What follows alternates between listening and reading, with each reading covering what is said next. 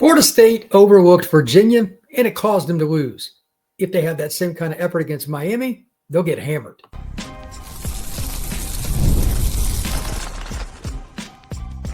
You are Locked On Seminoles, your daily podcast on the Florida State Seminoles. Part of the Locked On Podcast Network, your team every day. Welcome into this bonus edition of Locked On Seminoles. I am your host, Brian Smith, longtime college football recruiting analyst. Thank you for making Locked On Seminoles your first listen each and every day here on the Locked On Podcast Network. I'm going to dive right in today on the bottom line on why Florida State lost, and that is a lack of focus and a lack of execution. Yeah, you want to have better players at certain spots, this, that, and the other. There were people talking about that in the chat late Friday night into Saturday morning. You can go listen to me talk about that if you want. But this game is really about one thing. You came in believing you were going to win. This is what I call a helmet game. And if you take nothing else from this podcast, take the following, because all programs have this problem. This is what Nick Saban always talks about with the rat poison, etc. You saw the helmet. Yeah, we're going to beat these guys. You didn't give your best effort in every possible way throughout the week. Practice, playbook, understanding film, and then just execute, just generic execution, and you lost. I'm going to say all that again. You didn't practice the way you should. You didn't do film the way you should. And you certainly didn't study the playbook the way you should. Virginia caught you with your pants down in a million different ways, and a lot of it was just self-inflicted. Period. And if you do that against Miami, you will get annihilated in your home stadium. Miami is not very special in terms of what they're trying to run schematically, but their focus and resolve so far this year cannot be questioned. They played teams they should smoke, and they did. They played quality opponents, and they smoked them too. They play the same no matter which helmet is in front of them. From this point forward, Florida State's players should have already learned, based on a horrific lack of focus against Virginia, that they need to be more locked in. And I get it. It's Miami week. Yeah, they'll play hard. Focus and do it the way the coaches say to do it. Florida State didn't do that in any way, shape, or form. And I'm going to give you a few examples here. Let's start with the most basic one. Anybody that watched this game, Florida State fan, don't care one way or the other, or hate Florida State, probably came away with the following about the defense. Hey, you might want to wrap up just every now and then. Just every now and then. The hit by Earl Little that Taylor just bounced off like, that's a big bag. He is yoked. I don't know what that dude squats. I don't know what he benches. I don't know what he power cleans, but they're all good, I can assure you.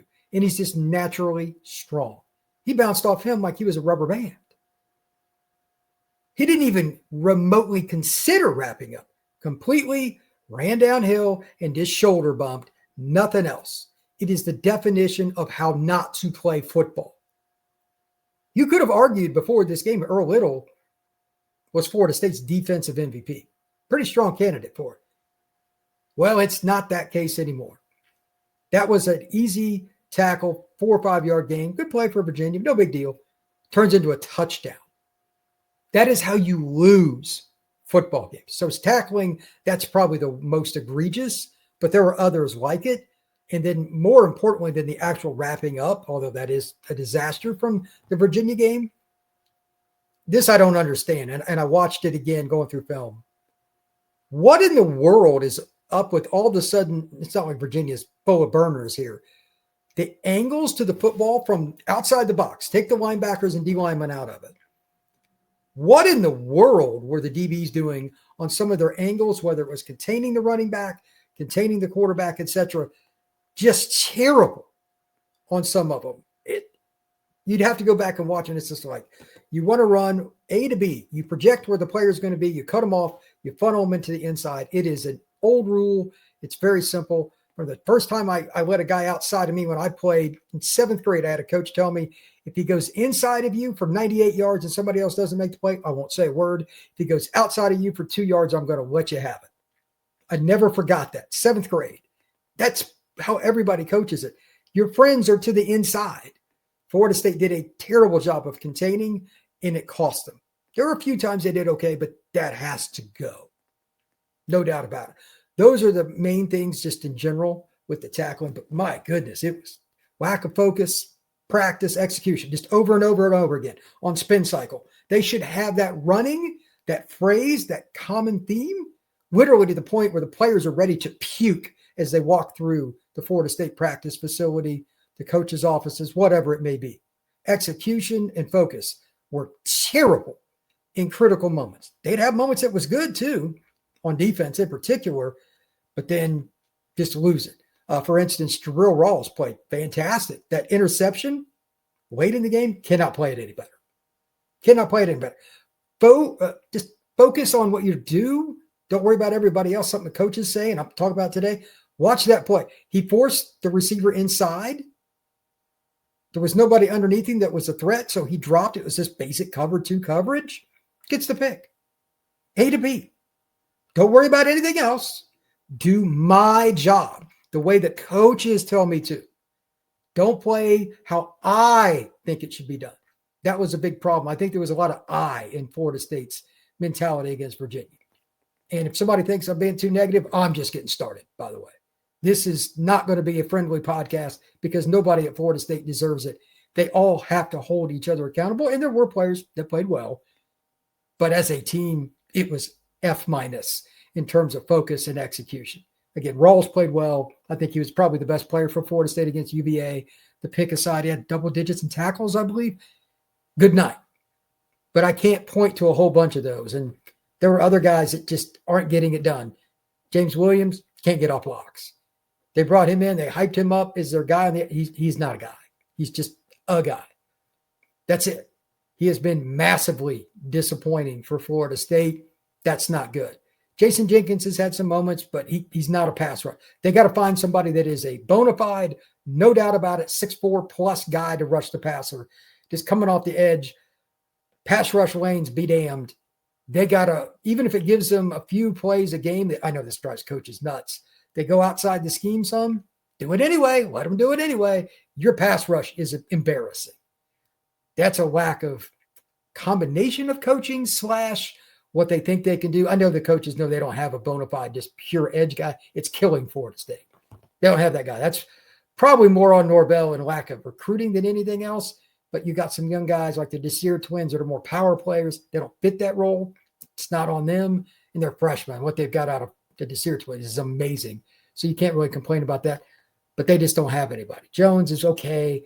Not a single guy. They got to figure that out too. And the focus on staying in your pass rush lanes, I don't care about it anymore. They got to get some sacks with 4. I talked about that all week last week. It was garbage. The execution with pass rush moves was garbage. They were like glue to the offensive linemen for Virginia. They were dominated in pass rush situations. It was embarrassing. Also, ball security, just going to mention this, not very good. Dropping passes. Danzy did it, obviously, Deuce late in the game. Sawchuk's fumble, just lack of focus. That's nothing to do with coaching. That is player. That is 100% player. Just have to do it. And then finally here, just looking at this list, you have to do a better job of making guys miss in space, etc. outside. Deuce, I saw like Deuce was really good. You can argue him or Rawls, which one had the better night. Take your pick. But somebody not named Deuce Robinson's got to make guys miss and make big plays. Danzy runs by guys. Now he's got to start making guys miss laterally too.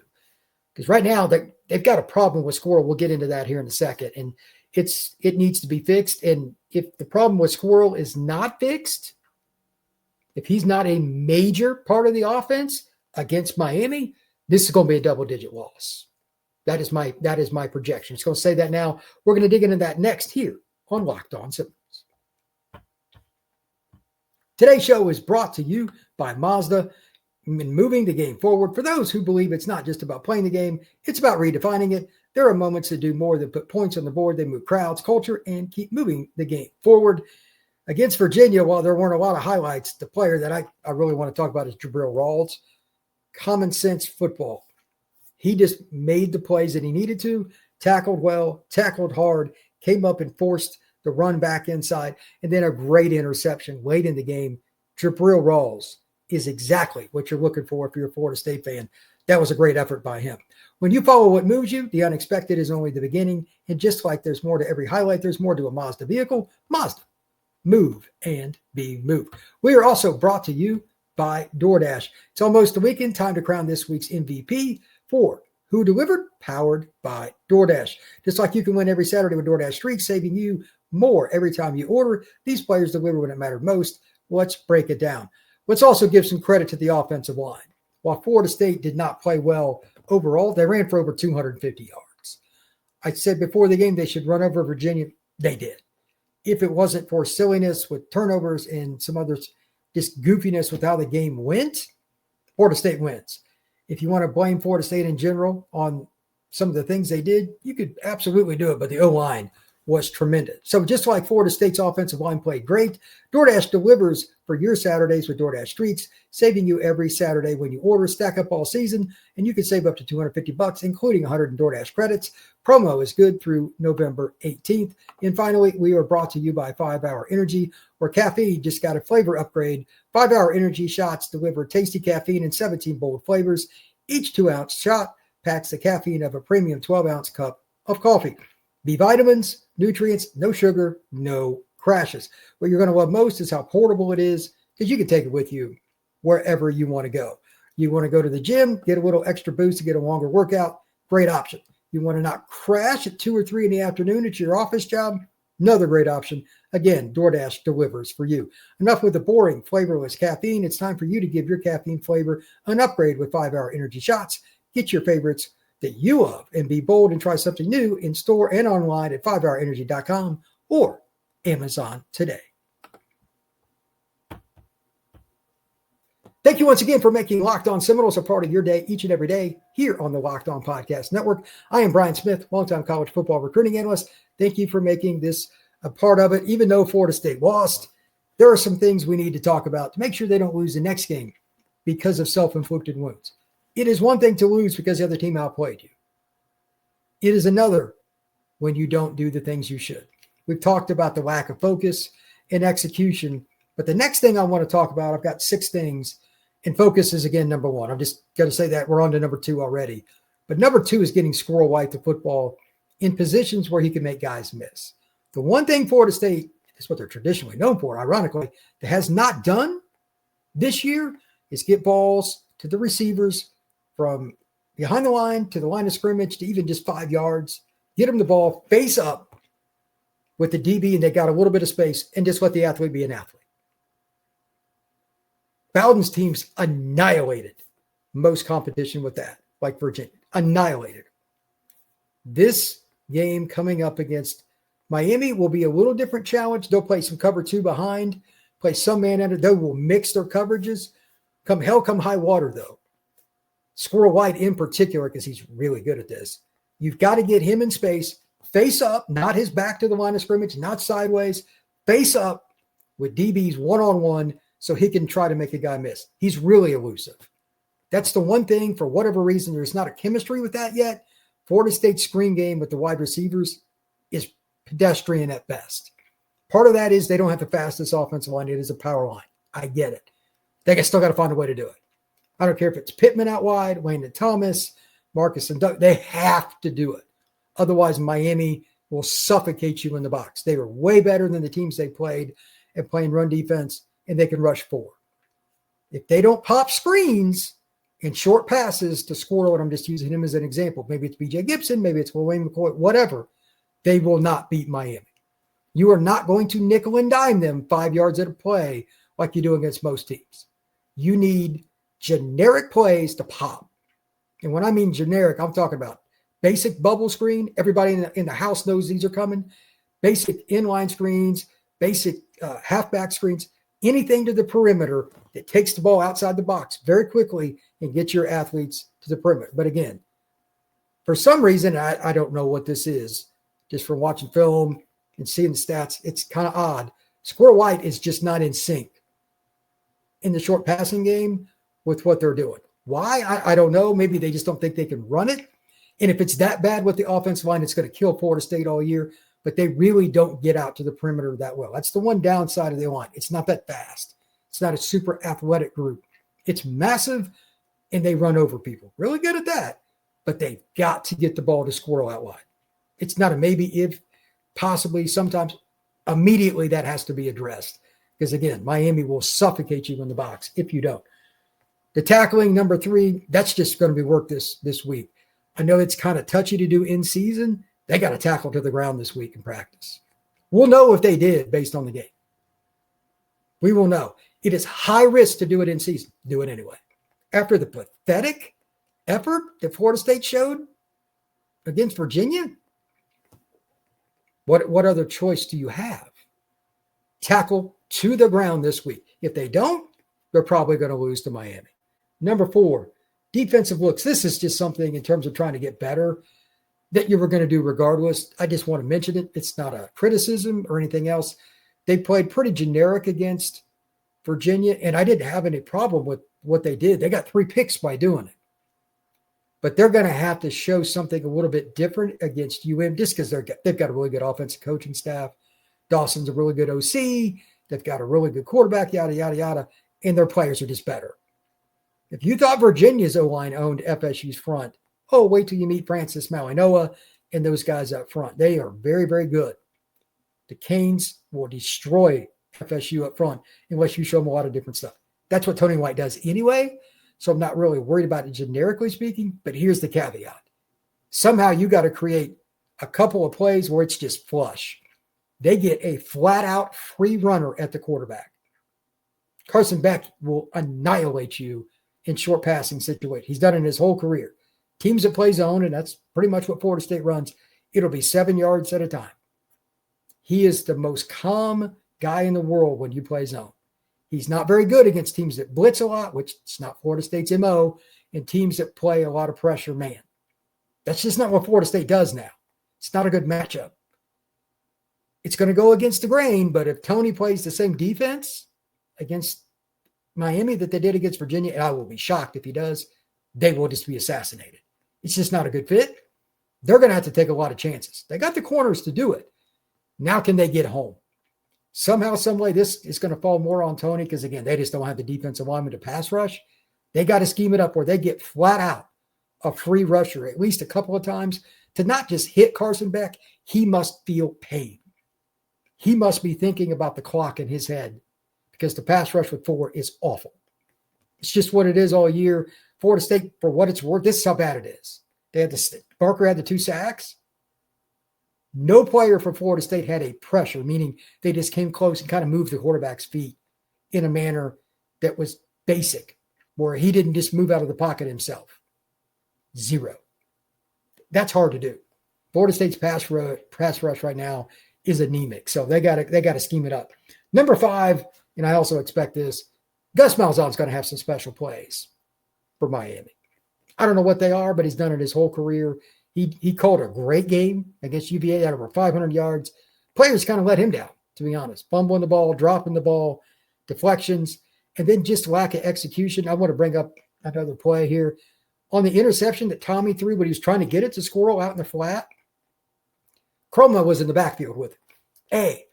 When Chroma went towards Tommy, barely, he didn't even come close to getting to him, which was bad on his part. Terrible fake. Terrible by Tommy. Go watch the play. The ball didn't even get near Chroma on the play action. The DN that deflected it, the goal with the play action is to get him to bite, and then it clears the lane to throw to Squirrel. Squirrel was wide open. Squirrel might have scored. Instead, it goes the other direction for Virginia. Lack of focus, lack of execution. That's not on Gus. It was a good play call, and it failed because of the players. That can't happen. But to that point, they've got to use some things like they did this week against Virginia. The Pittman situation, running the ball, throwing the ball.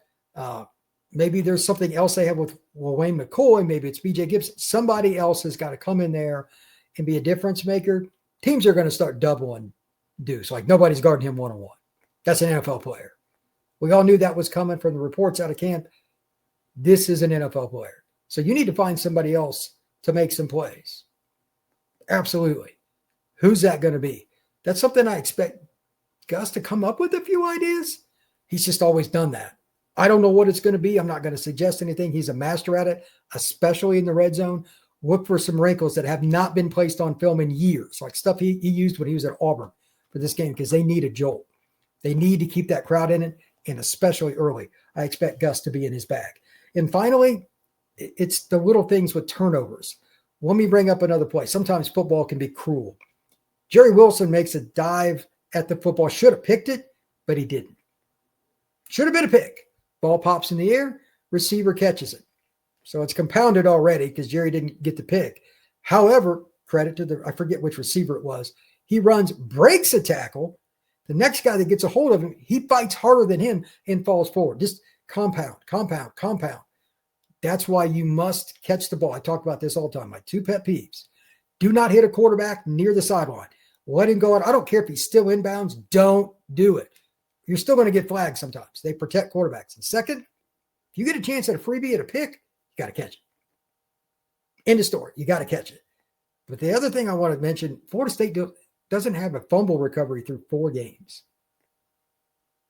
I love Tony White's defense, but they're not doing something right in practice or the players aren't getting it because they're not getting the ball out. They are not getting the ball out. They have 0 fumble recoveries. If they are not at least +1 against Miami, who has more talent, there is no question about it. Florida State does not have the talent that Miami does across the board from a depth perspective, and especially not on the D-line. It's not close. Florida State will lose. If they don't get a ball on the ground, that's one less way you can win the turnover battle. Maybe it's a block punt or something. That's the other thing. It's always the wild card of special teams. But Florida State special teams haven't been so special this year in terms of the kicking game. It's just been run of the mill. They need a special play from the defense against Miami. Sack and fumble would be great because that's just a chance for a touchdown there, but pop the ball loose. I don't know if Jordan Lyle will give it up. I don't know if Mark Fletcher will. Those are really good running backs. Maybe it's one of the receivers. Florida State needs a game-changing, momentum-changing fumble recovery / they got to be at least +1 against Miami. I'll dive into stats and more Sunday through Thursday. I don't know which order I'm going to go. We're going to talk about recruiting and some other things as well. But thank you for letting me rant a little bit because this kind of stuff drives me nuts just as a fan in general of the game of football. Lack of execution and lack of focus are dead last on my list of things that I want to talk about in any podcast. But that's what the news is. Florida State lost because of their focus and execution going down. No more, no less. So I just wanted to admit it, talk about it. And for anybody that doesn't believe it, just go watch the film. The eye in the sky does not lie. So thank you very much for making Locked On Seminoles a part of your day each and every day here on the Locked On Podcast Network. We will see you again soon.